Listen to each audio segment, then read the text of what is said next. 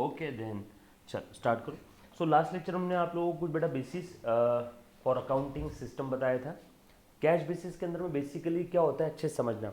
अगर बिजनेस में मनी और मनीज वर्थ में कुछ आया तो ही मैं अकाउंटिंग करूँगा, लेकिन कैसे आना चाहिए? कैश में। बिजनेस से अगर कैश बैंक जा रही है तो ही अकाउंटिंग करूँगा। बिजनेस में कैश बैंक आ रही है तो ही अकाउंटिंग करूँगा। उधारी वाले ट्रांजैक्शन कैश बेसिस अकाउंटिंग में हम लोग रिकॉर्ड नहीं करते। फॉर एग्जाम्पल, मैंने क्रेडिट बेसिस पे माल बेचा, उधारी में माल बेचा, है ना, तो उस ट्रांजैक्शन का अकाउंटिंग कैश बेसिस में नहीं होगा।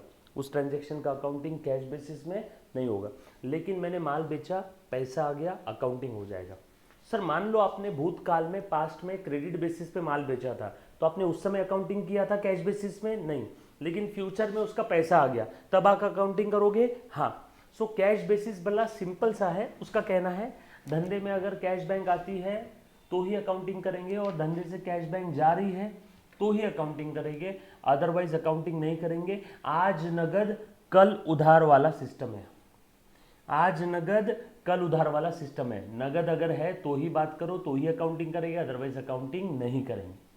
लेकिन मर्केंटाइल कैसा है? मर्केंटाइल बोलता है अगर आपने पैसा कमा लिया, फिर भले वो पैसा मिलो चाहे ना मिलो। फॉर एग्जाम्पल, मैंने उधारी में माल बेचा, ये माल मैंने बेच दिया उधारी में, कमा लिया, हाँ कमाई हो गई, बट पैसा मिला नहीं। कमाई हो गई, हाँ, बट पैसा मिला नहीं। अकाउंटिंग कर दो, यस और नो। मैं यहाँ पे मेरे यहाँ पे एम्प्लॉय को सैलरी देता हूँ हर महीने की 10 तारीख को। कौन से मंथ की? जनवरी की सैलरी 10 फरवरी को, फरवरी की सैलरी 10 मार्च को। तो जनवरी महीना खत्म हो रहा है 31 जनवरी को, तो 31 जनवरी को सैलरी ड्यू हो गया, लागू हो गया, मुझे देना पड़ेगा। वो अलग बात है मैं 10 दिन बाद दे रहा हूँ, लेकिन मेरी सैलरी की एंट्री कब आ जाएगी? 31 जनवरी को, मर्केंटाइल सिस्टम में। वही अगर कैश सिस्टम होता तो मैं सैलरी पेमेंट का एंट्री कब करता? जब मैं एक्चुअल में सैलरी पे करता। दोनों का फर्क समझ में आया सभी को? So cash basis of accounting में मैं अकाउंटिंग करूंगा जैसे ही मेरे पास कैश बैंक आ रहा है या जैसे ही कैश बैंक जा रहा है। मैं ड्यू बेसिस पे अकाउंटिंग नहीं करूंगा। कहां पे? कैश बेसिस के अंदर में मैं ड्यू बेसिस पे अकाउंटिंग नहीं करूंगा। लेकिन अगर मैं मर्केंटाइल सिस्टम की बात करूं तो मर्केंटाइल सिस्टम में क्या होता है बेटा, अच्छे से बता देना। जैसे ही इनकम या एक्सपेंडिचर ड्यू हो गया, लागू हो गया, अक्रू हो गया, मैं उसका अकाउंटिंग कर दूंगा। और हाइब्रिड सिस्टम बड़ा अच्छा है। हाइब्रिड सिस्टम में दोनों सिस्टम का मिक्स है। हाइब्रिड सिस्टम बोलता है जब भैया पैसा आ रहा है तो एक्चुअल में आया तो ही अकाउंटिंग करो, लेकिन जब पैसा जा रहा है तो एक्चुअल में पैसा गया हो या फिर आपके ऊपर ड्यू हो गया हो तो भी अकाउंटिंग कर दो। अच्छे से ध्यान देना, हाइब्रिड सिस्टम के बारे में बता रहा हूँ एक बार फिर से। जो बच्चों को लास्ट लेक्चर में नहीं समझा होगा प्लीज़ ध्यान दे दो। ये देखो बेटा, हाइब्रिड सिस्टम क्या बोलता है कि जब आप रिसीट की अकाउंटिंग करते हो तो जब एक्चुअल में मिलेगा तो ही अकाउंटिंग करेंगे, लेकिन जहाँ पेमेंट्स की बात आ जाती है तो पेमेंट अगर ड्यू हो गए तब भी अकाउंटिंग करेंगे। मतलब पेमेंट के केस में ये मर्केंटाइल सिस्टम जैसा है, लेकिन इनकम के केस में ये कैश सिस्टम के जैसा है। कौन सा? Hybrid system. इसमें किसी बच्चे को कोई डाउट है तो प्लीज़ एक बार पूछो। एग्जाम्पल्स बता देता हूँ मैं आप लोगों को इसके। आ जाओ, लास्ट लेक्चर में हमने अकाउंटिंग इक्वेशन भी देखा था। आ जाओ, आवाज क्लियर आ रहा है बेटा सभी को? जस्ट सेकेंड, ये रहे आपके एग्जाम्पल्स। हाँ देखो, ध्यान देना। मान लो मैं कैश सिस्टम फॉलो कर रहा हूँ, कैश बेसिस और कैश सिस्टम, या मैं फॉलो कर रहा हूँ अक्रूवल और मर्केंटाइल सिस्टम ऑफ अकाउंटिंग। अच्छे से ध्यान देना। या फिर हाइब्रिड, दोनों का मिक्स, है ना। चल, business started with cash. Business में पैसा आ गया, अकाउंटिंग कर दूंगा, यस। यहाँ पे भी अकाउंटिंग हो जाएगी, यस। यहाँ पे भी अकाउंटिंग हो जाएगी, yes. Goods purchased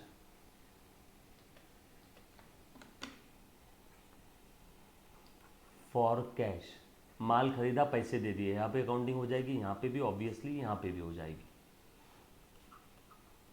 goods purchased on credit, उधारी में खरीदा।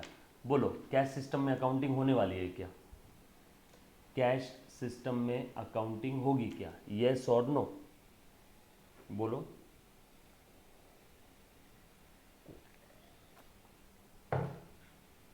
बिल्कुल सही जा रहे हो आप लोग, बिल्कुल सही जा रहे हो। नहीं होगी। मर्केंटाइल में होगी क्या? हाँ, माल खरीद लिया, वो अलग बात है, पैसा नहीं दिया, लेकिन ड्यू हो गया, लागू हो गया, देना पड़ेगा, आज नहीं तो कल देना पड़ेगा। यस, यहाँ ड्यू बेसिस पे अकाउंटिंग होती है। हाइब्रिड में, यस, हाइब्रिड के केस में जब भी पेमेंट्स की बात आती है तो ये लाइक मर्केंटाइल हो जाता है, और जब इनकम या रिसीट की बात आती है तो ये लाइक कैश सिस्टम हो जाता है। तो यहाँ पे गुड्स परचेस मतलब फ्यूचर में पेमेंट करना पड़ेगा, तो yes like mercantile system. Hybrid system बड़ा कंजर्वेटिव है, जब भी पेमेंट्स की बात आती है तो भले ही आपने एक्चुअल में पेमेंट ना किया हो, फ्यूचर में करना पड़ेगा ना, चलो अकाउंटिंग करो।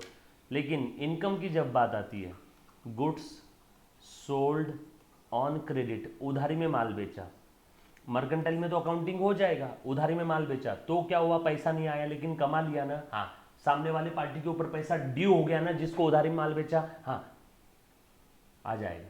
लेकिन हाइब्रिड के अंदर में यहाँ पे नहीं आएगा, क्योंकि हाइब्रिड रिसीट के समय कैश सिस्टम बन जाता है।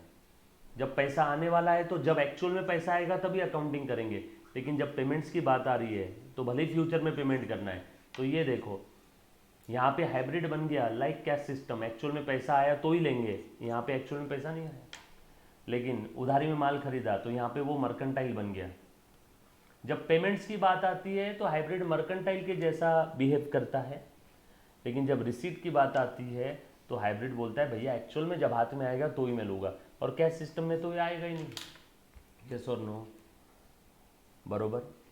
यहाँ तक किसी बच्चे को कोई डाउट है तो पहले एक बार पूछो। उधारी माल बेचा, कैश सिस्टम में आएगा ही नहीं, पैसा अगर नगद आए तो ही आएगा, नहीं तो नहीं आएगा। एनीबडी? चल बोल दो। यहाँ तक किसी बच्चे को अगर कोई डाउट है तो पहले एक बार पूछो। क्लियर? पक्का? चलो आगे, ये चार्ट लिख लिया सभी ने? डन? चल आगे बढ़ता हूँ, अच्छे से ध्यान देना बेटा।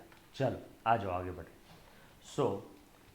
इसके पहले के लेक्चर में हमने ये भी देख लिया था अकाउंटिंग इक्वेशन के बारे में, है ना। ये हमारा अकाउंटिंग इक्वेशन है, हमारे अकाउंटिंग की बुनियाद है।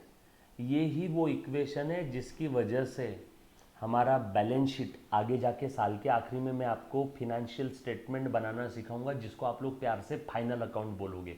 फाइनली साल के आखिरी में बनाते हैं, है ना। तो उसमें हम लोग एक स्टेटमेंट बनाते हैं जिसका नाम है बैलेंस शीट, जो बिजनेस की औकात बताती है। बैलेंस शीट में आपकी असेट्स और लाइबिलिटीज़ रहेगी, तो वो बैलेंस शीट टैली क्यों है? इक्वेशन की वजह से। डेबिट क्रेडिट हर बार इक्वल क्यों है? इक्वेशन की वजह से। यस और नो? हर ट्रांजैक्शन के दो पहलू है, दोनों एक बराबर क्यों है? इक्वेशन की वजह से। यस और नो? पक्की बात? डन। अकाउंटिंग इक्वेशन के बारे में थोड़ा बहुत और आइडिया दे देता हूँ, सुन लेना, लिख लेना। क्या है बेटा हमारा अकाउंटिंग इक्वेशन, अच्छे से बता देना। आज के बाद अगर आपसे कोई पूछे कि अकाउंटिंग की दुनिया में बैलेंस शीट टैली क्यों होती है, डेबिट क्रेडिट इक्वल क्यों है, उसके पीछे की वजह है हर ट्रांजैक्शन के जो दो एस्पेक्ट है, दो पहलू है, दो अप्रोच है ना। एक ही बात है सब, दो एस्पेक्ट बोलो या दो पहलू या दो अप्रोच, डेबिट और क्रेडिट, उसे ड्यूअल एस्पेक्ट कहते हैं। ड्यूअल, डेबिट क्रेडिट, वो हर बार इक्वल क्यों है? बरोबर है, क्योंकि जब भी ट्रांजैक्शन में मैं लेन देन की बात करता हूँ तो लेन देन हर बार इक्वल रहेगा। ऐसा कभी रहेगा क्या कि आप लोगे कम और दोगे ज़्यादा? क्लियर है? मान लो मैंने एक कैलकुलेटर खरीदा, इसकी कीमत 200 रुपये, बराबर है, मुझे भी इसकी वैल्यू 200 लग रही, मैंने 200 का कैलकुलेटर ले लिया, बदले में 200 दे दिया। ऐसा होगा 200 के कैलकुलेटर के लिए नहीं भैया आप 500 लो, नो, 200 का कैलकुलेटर लिया, 200 रुपये दे दिए। लेन देन हर बार इक्वल रहेगा, लेन देन हर बार इक्वल रहेगा, और वहीं से हमारा अकाउंटिंग इक्वेशन पैदा हो रहा है। हमारे बिजनेस में ये है हमारी सारी एसेट्स और ये है हमारी सारी लाइबिलिटीज़। एसेट्स और लाइबिलिटीज़ हर बार इक्वल इक्वल रहेगी। अब लाइबिलिटीज़ में दो टाइप की लाइबिलिटीज़ आती है। एक जो हमें किसी थर्ड पार्टी को देनी है, एक्सटर्नल लाइबिलिटी, एक्सटर्नल लाइबिलिटी, और एक वो जो बिजनेस ओनर को देने वाला है, ओन फंड, ओन फंड और ओन्ड लाइबिलिटी। इसी को प्यार से इक्विटी भी कह देते हैं, बरोबर ना। जैसे मान लो ओनर ने धंधे में पैसा लाया तो बिजनेस में कैश आ गई 10,000 रुपये। किसने लाया? ओनर ने 10,000 रुपये। एक्सटर्नल लाइबिलिटी अभी कितनी है? 0। 0 plus 10,000 is equal to 10,000। Tally हो गया क्या? ये बिजनेस में कैश आ गई, पैसा आ गया। किसने लाया? ओनर ने। और आप सभी लोग जानते हो ये ओनर है और ये बिजनेस है। ओनर और बिजनेस दोनों अलग अलग पर्सन है, यस और नो। सो ओनर ने बिजनेस में 10,000 रुपये लगाए कैश। सो बिजनेस में कैश तो आ गई 10,000 रुपये और साथों साथ बिजनेस की लाइबिलिटी बढ़ गई। अब आज नहीं तो कल बिजनेस को वापस करना पड़ेगा ना ये पैसा। जब भी आप किसी अलग पार्टी से पैसा लेते हो तो आज नहीं तो कल वापस करना पड़ेगा ना। और ये बिजनेस और ओनर दोनों अलग अलग पार्टीज है, बिजनेस और ओनर दोनों अलग अलग पार्टी ही है। आज नहीं तो कल वापस करना पड़ेगा। सो बिजनेस के लिए ये 10,000 रुपये क्या बन गई? लाइबिलिटी। बट अब ये लाइबिलिटी कौन सी है? बाहर वाले को देना है या ओनर को देना है? ओनर को। इसीलिए हमने लिख दिया इधर इक्विटी में। प्यार से आप लोग इसको कैपिटल भी बोल सकते हो। So asset is equal to liability. ये एक्सटर्नल लाइबिलिटी को हम लोग कॉमन लैंग्वेज में लाइबिलिटी बोल देते हैं, plus capital. So asset is equal to liability plus capital. ये बात समझ आई सभी को? पक्की बात, डन। चलो आगे, पक्का। सो ये देखो, ये कैश 10,000 और ये 10,000 ओनर को देना है, ये लाइबिलिटी जिसको हम लोग प्यार से कैपिटल बोल देंगे। ये देखो ये दोनों इक्वल है, 10,000 10,000। क्लियर? पक्का। ये है आपका अकाउंटिंग इक्वेशन, ये है आपका अकाउंटिंग इक्वेशन। यहाँ तक किसी बच्चे को अगर कोई डाउट है तो प्लीज़ सबसे पहले एक बार पूछ लो बेटा, एनीबडी। डन? पक्का। बेसिस ऑफ अकाउंटिंग सिस्टम हमने देखा, अकाउंटिंग इक्वेशन की मैंने बात किया। डन? चल थोड़ा सा आगे बढ़ रहा हूँ, अच्छे से ध्यान देना बेटा। आ जाओ। एक बच्चे ने बोला सर एक्सटर्नल लाइबिलिटी कब होती है? आ जाओ। फॉर एग्जाम्पल लास्ट लेक्चर में मैंने बताया था, एक बार फिर से बता देता हूँ। अब बैंक से लोन लिया, बैंक से लोन लिया, ओनर ने बिजनेस स्टार्ट कर दिया और बिजनेस के नाम पे लोन लिया बैंक से। ठीक है, ये बैंक से जो लोन लिया ये एक्सटर्नल लाइबिलिटी। मान लो 5,000 रुपये का बैंक से लोन लिया, ओन कैपिटल में नो चेंज। बैंक से लोन लिया तो बैंक बैलेंस बढ़ गया 5,000 से। बैंक ने लोन दिया मतलब पैसे दिए होंगे ना, यस और नो। तो बैंक बैलेंस बढ़ गया 5,000 से, बैंक बैलेंस बढ़ गया 5,000 से, और 5,000 से बैंक लोन यानी लाइबिलिटी बढ़ गई। सो बैंक से लोन लिया, लोन लाइबिलिटी बढ़ गई, और बैंक वालों ने पैसा दिया अकाउंट में तो असेट बढ़ गई। चेक करो, 0 प्लस 5,000 5,000, 10,000 प्लस 0 10,000, 10,000 प्लस 5,000 15,000। अगेन फिर से टैली चेक कर लो, 5 plus 10 is equal to 15। Clear? Anybody? किसी थर्ड पार्टी से लोन लिया, ओनर के अलावा किसी बाहर वाले से लोन लिया, बरोबर है? लोन लिया है तो चुकाना पड़ेगा, यस और no. Own fund capital, loan fund liability. और बिजनेस के पास जितनी असेट होती है उतनी ही बिजनेस में लाइबिलिटीज भी होती है। क्लियर? पक्की बात। ये त्रिकाल बाधित सत्य है। किसी को यहाँ तक और मन में कोई भी डाउट आ रहा है, कितना भी छोटा कितना भी बड़ा, किसी भी प्रकार का, तो प्लीज एक बार पूछो बेटा। एनीबडी?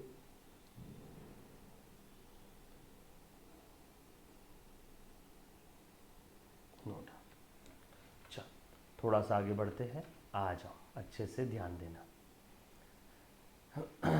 अब देखो, अब जैसे मैंने आप लोगों को अब तक क्या क्या बताया, प्लीज़ ध्यान देना बेटा। आ जाओ, देखो क्या क्या चीज़ें हमने अब तक देखी है। जैसे आज से कुछ समय पहले हमने just book keeping and accountancy ये सब्जेक्ट स्टार्ट किया था। सबसे पहले है ना। जो भी चीज़ें मैंने अब तक बताई उसके अंदर कहीं पे भी किसी को कुछ डाउट है तो प्लीज़ पूछना। सबसे पहले मैंने आपको इन लेमन्स लैंग्वेज मीनिंग बताया। लेमन्स लैंग्वेज गावरान भाषा, आसान भाषा में, है ना।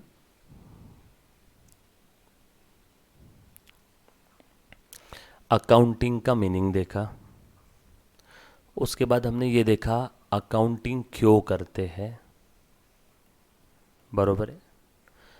उसके बाद मैंने आपको ये बताया अकाउंटिंग किसकी करते हैं, फिनेंशियल ट्रांजैक्शन की। सही लिख रहा हूँ, ये लिखने की ज़रूरत नहीं बेटा, है ना। यहाँ पे अब तक जो भी देखा, क्योंकि हमारा नेक्स्ट लेक्चर से एक नया पड़ाव शुरू होने वाला है अकाउंटिंग सब्जेक्ट का, फिनेंशियल ट्रांजैक्शन की। अकाउंटिंग कैसे करते हैं ये देखने के पहले मैंने कुछ बेसिक टर्म्स बताई थी, बरोबर है। Asset, drawing, debtors, expense, losses, liability, capital, creditors, income, gain, business, capital expenditure, revenue expenditure, yes और no, goods, trade discount, cash discount, बाप रे बाप, ये सारी बेसिक टर्म्स हमने देखी थी। कुछ याद आ रहा है? पक्का? डन। उसके बाद मैंने ये बताया था कि अकाउंटिंग कैसे करते हैं, है ना। एंट्री कैसे पास करते हैं, how to pass journal entry, how to pass journal entries, yes और नो। इसके लिए सिंपल सा रूल बताया था, यही रूल सब कुछ है। डेबिट बैलेंस वाले अकाउंट बढ़ते हैं तो डेबिट करो, अपोजिट बोलने का काम नहीं, कम हो रहा है क्रेडिट करो। क्रेडिट बैलेंस वाले अकाउंट बढ़ते हैं तो क्रेडिट करो, अपोजिट बोलने का काम नहीं, कम हो रहा है डेबिट करो, बरोबर। So debit balance if further increase will be debited, credit balance if further increase will be credited, opposite बोलने का काम नहीं। फिर आपका सवाल था सर कौन से अकाउंट्स का डेबिट बैलेंस है, फिर मेरा जवाब था asset, drawing, debtors, expense, losses. Asset, drawing, debtors, expense and losses. Asset, drawing, drawings, debtors, expense and losses, इन सब का हमेशा हमेशा के लिए डेबिट बैलेंस है, मतलब ये टाइप के अकाउंट बढ़ते हैं डेबिट करेंगे। अच्छा, बढ़ना कम होना कहाँ समझेगा, ट्रांजैक्शन से, राइट। उसके बाद क्रेडिट बैलेंस कौन कौन से अकाउंट का, एसेट के opposite liabilities, then capital, then creditors, then income and then gains, ये सारे अकाउंट्स का क्रेडिट बैलेंस है, यस और नो, क्लियर है। ये टाइप के अकाउंट अगर बढ़ते हैं तो, ये टाइप के अकाउंट अगर बढ़ते हैं तो क्रेडिट करो, अपोजिट कम हो रहे हैं तो डेबिट करो, डन। यहाँ तक किसी भी बच्चे को अगर कोई डाउट है तो पूछो, ये हमने देखा। फिर हमने एंट्री पास किया था, फिर हमने एंट्रीज पास किया था। मैंने कुछ प्रैक्टिकल क्वेश्चंस लिए थे आप लोगों के जर्नल एंट्रीज के, जर्नल एंट्रीज के, बरोबर। फिर उसके बाद मैंने आपको बताया अकाउंटिंग साइकिल क्या होता है। फिर मैंने आपको क्या बताया था, अकाउंटिंग साइकिल क्या होता है। अकाउंटिंग साइकिल में क्या था बताओ बेटा, ये हमारा बिजनेस है, बिजनेस में क्या हो रहे हैं, ट्रांजैक्शंस, इन्हें हम लोग क्या करते हैं, record with the help of rules of debit and credit. कहाँ पे, जर्नल एंट्री बुक में, बरोबर। या फिर सब्सिडायरी बुक, सब्सिडायरी बुक अभी तक हमने देखी नहीं है, ये चीज़ें हमने देखी थी यहाँ तक। और उसके बाद अगली स्टेप है पोस्टिंग करना, अगली स्टेप है पोस्टिंग करना। पोस्टिंग कहाँ करते हैं, लेजर बुक में। पोस्टिंग कहाँ करते हैं, लेजर बुक में। लेकिन हमने अभी तक ये देखा नहीं, हमने सिर्फ इतनी ही चीज़ें देखी है, बरोबर। ये अकाउंटिंग का बेस है पूरा, ये हमारे अकाउंटिंग का पूरा बेस है।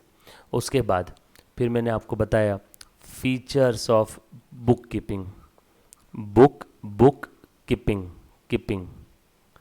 देन उसके हमने देखे फीचर्स, देन हमने देखे ऑब्जेक्टिव्स, याद आ रहे कि नहीं आ रहे। देन हमने देखा utility of book keeping, then हमने देखा utility of book keeping. Rajesh Khanna, सबको याद आ रहा है ना ये चीज़ें, बरोबर। फिर हमने देखा बुक कीपिंग एंड अकाउंटेंसी का डिफरेंस। यहाँ तक सारी चीज़ें क्लियर है, पक्का, डन।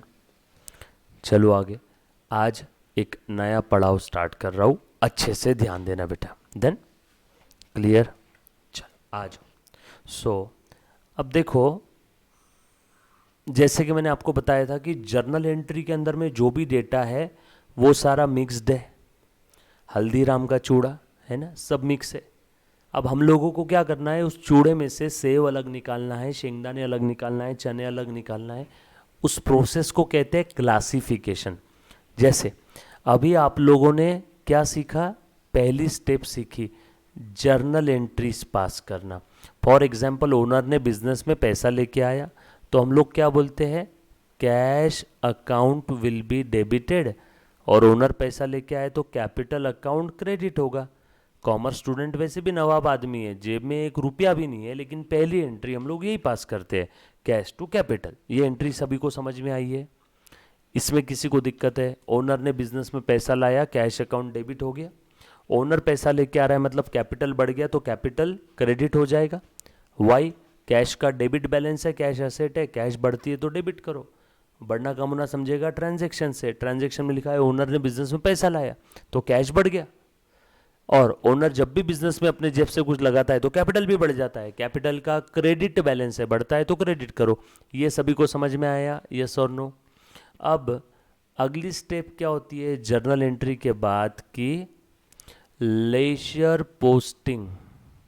Ledger posting.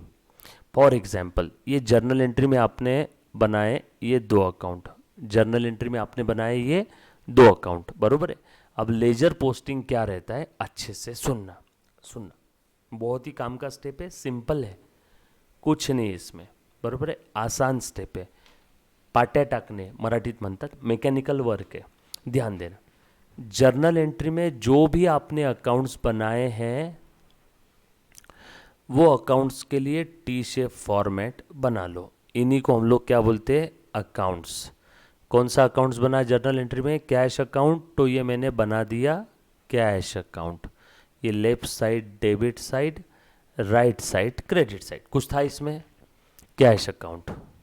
और कौन सा अकाउंट बना, कैपिटल अकाउंट, ये दूसरा मैंने बना लिया कैपिटल अकाउंट। ये left side debit side, right side credit side, कुछ था, सिंपल है। क्या किया मैंने, जर्नल एंट्रीज में जो जो मैंने अकाउंट्स बनाए थे ना, वो सारे अकाउंट्स के लिए टी शेप फॉर्मेट में अकाउंट्स ड्रॉ कर लिया। ये सारे अकाउंट्स कौन सी बुक में होते हैं, लेजर बुक में। जर्नल एंट्री रोजमेट, रोज की एंट्रियां मारते हैं, रोजमेट गावरान भाषा में बोलते हैं, आपने कभी लिखना मत रोजमेट, मैं आपको बता रहा हूँ धंधे की लैंग्वेज में इसको बोलते हैं रोजमेट, हम बोलते हैं जर्नल एंट्री बुक। और जर्नल एंट्री बुक के बाद हम लोग बनाते हैं लेजर बुक। लेजर बुक में होते हैं लेजर, लेजर यानी account, laser book account book, बरोबर है। सर ये लेजर बुक क्यों बनाते हैं, क्योंकि पहले बताया था सारा डेटा मिक्सचर है हल्दीराम का, हमें इंफॉर्मेशन लेने के लिए, डिसीजन लेने के लिए क्लासिफाइड डेटा चाहिए। मुझे अचानक साल के आखिरी में किसी ने पूछ लिया, अब बता तेरे पास कैश कितनी है, तो जर्नल एंट्री में तो हजारों कैश के ट्रांजैक्शन है, सब जगह ढूंढ ढूंढ के कैश प्लस माइनस करके बताऊंगा तो शाम हो जाएगी, यस और नो? तो मैं क्या कर रहा हूं, सारे इंफॉर्मेशन को क्लासीफाई कर रहा हूं, बरोबर है। मेडिकल शॉप का एग्जाम्पल याद आया, सारी मेडिसिन क्लासीफाई करके रखी होती है, इसलिए ढूंढने में तकलीफ नहीं होती है, जो आपको मेडिसिन चाहिए 1 मिनट में मिल जाती है, बरोबर है। मेडिकल शॉप पे गए आप क्रोसिन लेने के लिए, उसने बोला भैया अगले हफ्ते आ जाओ, क्रोसिन ढूंढ के रखता हूँ, लाखों मेडिसिन है, तुम जाओगे फिर से 1 हफ्ते बाद? नो, तुम बोलोगे भैया क्लासीफाई करके रखना था ना। तो हमने यहाँ पे सारा ट्रांजैक्शन की एंट्री तो पास कर दी, पहली दूसरी तीसरी, हजारों ट्रांजैक्शन 1 साल के। अब अचानक इनकम टैक्स डिपार्टमेंट आ गया, बोला तुम्हारे पास कैश कितनी है, बुक्स के हिसाब से बताओ, तो एक एक कैश की एंट्री ढूंढते बैठेंगे तो अगला साल हो जाएगा। इसीलिए हम लोग ट्रांजैक्शन की एंट्री पास करते ही उसकी लेजर पोस्टिंग कर देते हैं, यस और नो? जैसे बहुत सिंपल सा एग्जांपल दे रहा हूं, बहुत सिंपल सा एग्जांपल दे रहा हूं, है ना। ये आप डी मार्ट गए, किराना शॉप चले गए, बड़ी बड़ी सिटीज में बड़ी जो किराना होती है, डी मार्ट याद है, पता है किसी को, बिग बाजार, डी मार्ट या बड़ी किराना शॉप पे गए, आपने पूरा 1 महीने का राशन लेके आ गया, ये साबुन, ये शैम्पू, ये गेहूँ, ये चावल, ये शक्कर, ये सोप, ये हार्पिक, ये टॉयलेट क्लीनर, ये सारा सामान आपने पोते में भर के बड़े थैले में भर के लेके आ गया। घर पे लाके सामान आपने रख दिया, बराबर है। ये सामान की थैली है, ये है जर्नल एंट्री बुक। अब ये सामान इसी में रखती है आपकी मम्मी कि शैम्पू की जगह पे बाथरूम में, शक्कर की जगह पे, गेहूं की जगह पे, ये सब सामान मम्मी छटनी करके क्लासिफाई करके रखती है कि घर पे वैसी रहने देती है थैली में? छटनी करके क्लासिफाई करके आप जगह पे रखते हो। सर जगह पे क्यों रखते हैं? ताकि जब कभी भी कोई सामान की जरूरत पड़े तो फट से मिल जाए 1 मिनट में। यस और नो? जल्दी मिल जाएगा 1 मिनट में। इसीलिए हम लोग ये सामान जो थैली में भरा पड़ा है, पोते में भरा पड़ा है, ये ऐसे ही नहीं रखते। साबुन की जगह पे, शैम्पू की जगह पे, चावल की जगह पे, शक्कर की जगह पे। तो बस यही है लेजर पोस्टिंग। ये जर्नल एंट्री बुक है और ये है लेजर पोस्टिंग। ये फर्स्ट स्टेप है, ये सेकेंड है। ये फर्स्ट स्टेप है, ये सेकेंड स्टेप है। अब थोड़ा बहुत समझ में आ रहा है क्या लेजर पोस्टिंग क्यों कर रहे हैं तो हम लोग? यस और नो? काफी बार बच्चे याद कर लेते हैं, बेटा रट्टा नहीं मारना है, समझना है सारी चीजों को। अब ये सारा सामान ऐसे ही पड़ा रहने दिया। अब अगर तेल की जगह पे किचन में मम्मी को चाय बनाना है, चाय पत्ती ढूंढ रहे थैली में से, मेहमान आ गए घर पे, उनको रोटी बना के, सब्जी बना के देना है, तो इसमें से आटा ढूंढ रहे, चलेगा क्या? ऐसा नो। इसलिए मम्मी ने पहले ही सारे सामान लाते ही, जर्नल एंट्री पास करते ही तुरंत सब जगह पे रख दिए। तो ये एंट्री पास किया, इसमें बना कैश अकाउंट बना दिया सेपरेट, कैपिटल अकाउंट बना दिया सेपरेट, टी शेप फॉर्मेट। ये डेट, ये पर्टिकुलर्स और ये अमाउंट। ये इधर भी डेट, पर्टिकुलर्स और ये अमाउंट, डेट, पर्टिकुलर्स और ये अमाउंट, ये डेट, ये पर्टिकुलर्स और ये अमाउंट। ये बना दिए कॉलम अलग अलग। ये अमाउंट का कॉलम, ये डेट का कॉलम, ये अमाउंट का कॉलम, ये डेट का, ये डेट का, ये अमाउंट का, डेट का और ये अमाउंट का। ये देखो टी शेप फॉर्मेट। कुछ था इसमें? ये हो गया आपका अकाउंटिंग सिस्टम। ये हो गया आपका अकाउंटिंग सिस्टम का laser book T shape format. कुछ था सर? अब इसमें इंफॉर्मेशन कैसे लिखते हैं अभी बता देता हूँ कैसे लिखते हैं। दूध पीता बच्चा भी लिखेगा, बरोबर है। अब देखो, ये आपके जर्नल एंट्री में लिखा था cash account will be debited.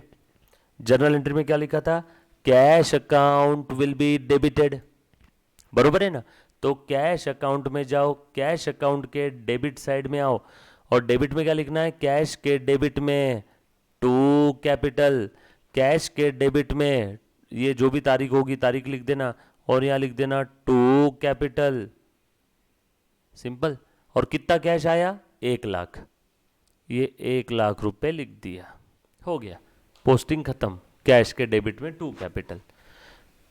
Sir इसका मतलब क्या हुआ? इसका मतलब ये हुआ कैश डेबिट हुआ, कैश डेबिट होता है यानी बढ़ता है, कैश क्रेडिट हुआ यानी कम हुआ, यानी धंधे में कैश आ गई कैपिटल की वजह से। देखो 1 लाख रुपए दिख रहा है।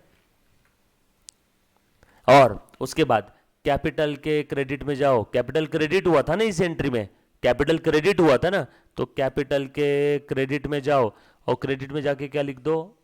बाय कैश, जो भी तारीख होगी वहां पे लिख दो बाय कैश। अमाउंट कितना आया था? 1 लाख कैपिटल का, ये लिख दिया 1 लाख, हो गया, पोस्टिंग खत्म। डेबिट में क्रेडिट का लिखा, क्रेडिट में डेबिट का लिखा। Cash account debit to capital, cash के डेबिट में टू कैपिटल, कैपिटल के क्रेडिट में बाय कैश। कुछ था इसमें? सिंपल है। ये थी पोस्टिंग की एक सिंपल सी झलक। सर कसम से पोस्टिंग इतना ही है? हाँ यही है पोस्टिंग, यही है पोस्टिंग। सर पोस्टिंग के बाद में अब जैसे कि नहीं, अब आप बताओ सर ये क्लासिफाइड इंफॉर्मेशन कैसी हुई? ऐसे जितने भी ट्रांजेक्शन हो गए, मान लो सैलरी दिया, सैलरी खर्चा, खर्चे का debit balance, salary account debit to cash, cash payment कर दिया, मान लो 2000 रुपये, 2000 रुपये। चलो इसका पोस्टिंग करो। कैश क्रेडिट हुई तो कैश के क्रेडिट में क्या लिखना है? By salary. कैश क्रेडिट हुई तो कैश के क्रेडिट में बाय सैलरी 2000 रुपये, ये देखो। और सैलरी अकाउंट बनाओ, सैलरी अकाउंट बना लिया। सर क्या बात कर रहे हो, जितने भी जर्नल एंट्री में अकाउंट है सब बनाने पड़ेंगे क्या? हाँ, और सैलरी के डेबिट में टू कैश, सैलरी के डेबिट में टू कैश, सैलरी के डेबिट में टू कैश। सर मतलब क्या हुआ इसका? इसका मतलब ये हुआ कैश आया 1 लाख और कैश कम कितने से हुआ? 2000 से। बोलो बचा कितना कैश? ये है बैलेंस, ये है बैलेंस, बैलेंस, बैलेंस। ये हम लोग कैरी करेंगे आगे। ये देखो टोटल 1 लाख, टोटल 1 लाख, ये है balancing figure, balancing figure. Cash आई 1 लाख, गई 2000। यस और नो? ये बात समझ आई सभी को? सब लोगों को दिख रहा है? क्लियर है? पक्का? यहां तक किसी बच्चे को अगर कोई डाउट है तो पहले एक बार पूछो। क्या किया मैंने अभी? मैंने एक छोटी सी स्टेप बताई आपको, एक छोटी सी स्टेप बताई। जर्नल एंट्रीज के बाद लेजर पोस्टिंग कैसे होता है, बरोबर? अभी जो बताया वो 2% भी अगर समझ में आया होगा तो मोर मोर मोर देन सफिशिएंट है बेटा। सिंपल सी एक स्टेप थी, लेजर पोस्टिंग। इसके बारे में भरपूर डिटेल में, भरपूर प्रैक्टिस, भरपूर रिवीजन करेंगे नेक्स्ट लेक्चर से।